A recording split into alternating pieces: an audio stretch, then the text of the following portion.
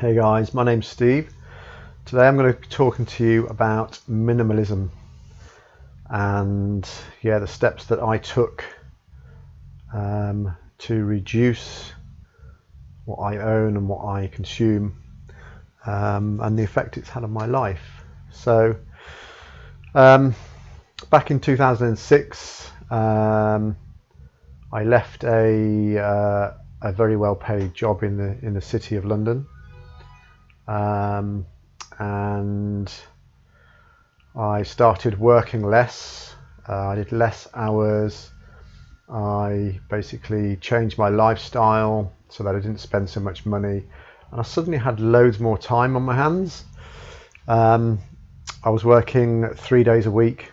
I had 4-day weekends. I'd have a Thursday, Friday, Saturday, Sunday. Sometimes I'd do Saturday, Sunday, Monday, Tuesday. And I realised that I didn't need to earn so much money. Just by changing my lifestyle, I could go and do the things I really wanted to do. I could be in nature more. I could go cycling, in the hills, and I could go water skiing, or anything that I wanted to do. Mostly outdoors, because I love the outdoors. I minimalized in terms of what I was spending money on to enjoy life, basically. Now in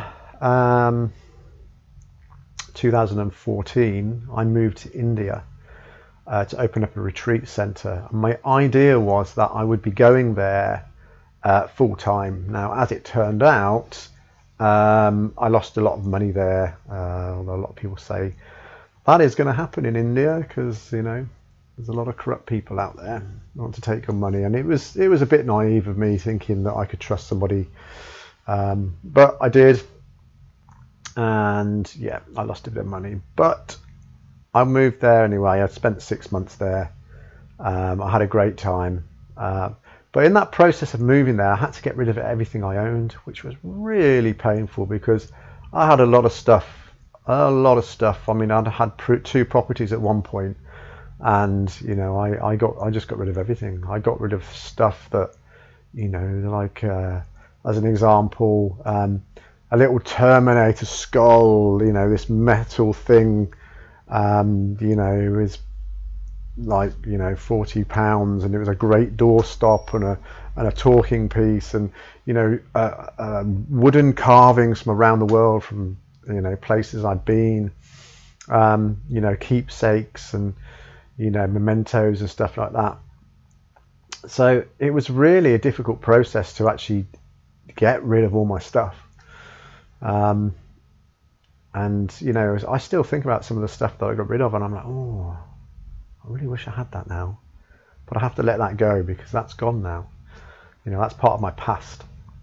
Now, there is an old belief that all possessions contain a particular energy from the era that you got it, so came into your possession. So if you were having a traumatic time in your life and you came into possession of something, that would hold some of that energy.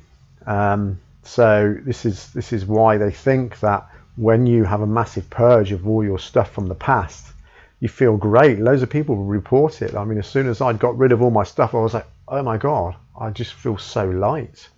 I'm not dragging around all this stuff, and it's not just that it's stuff, it's all the negative energy that came with it, So just going through that process, it really was quite something.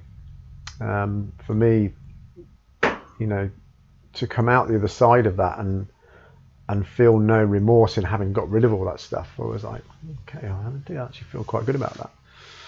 So anyway, I went off to India, and I came back, and I realised I didn't have any stuff, and I was like, that's okay. I'm okay with that. I don't need any stuff. What do I need stuff for? I've got my phone, my laptop.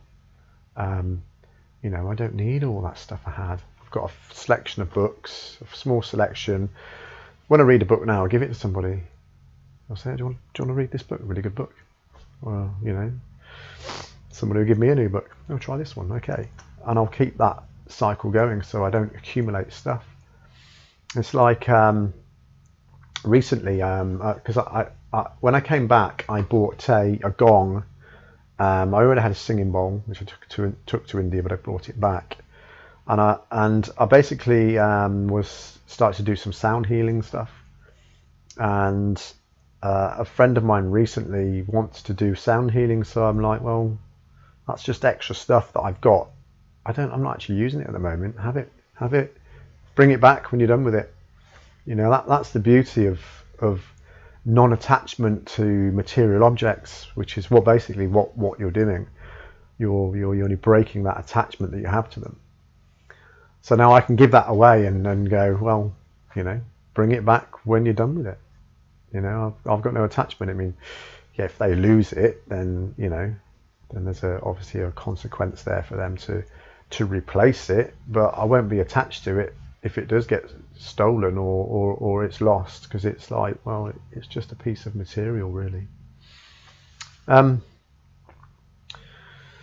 So yeah, now I own a van, which I've just converted into a motorhome, and I can fit all my possessions in the van.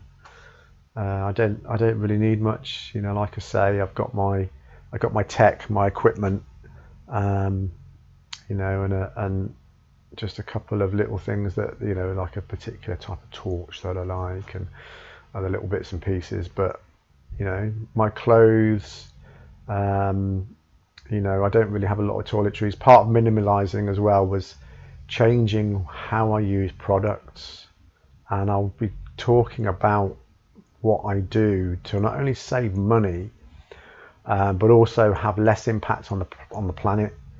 You know, by changing things like what you wash your hair with, how you shave, for instance. You know, two of the big things. I actually did a video when I was in India.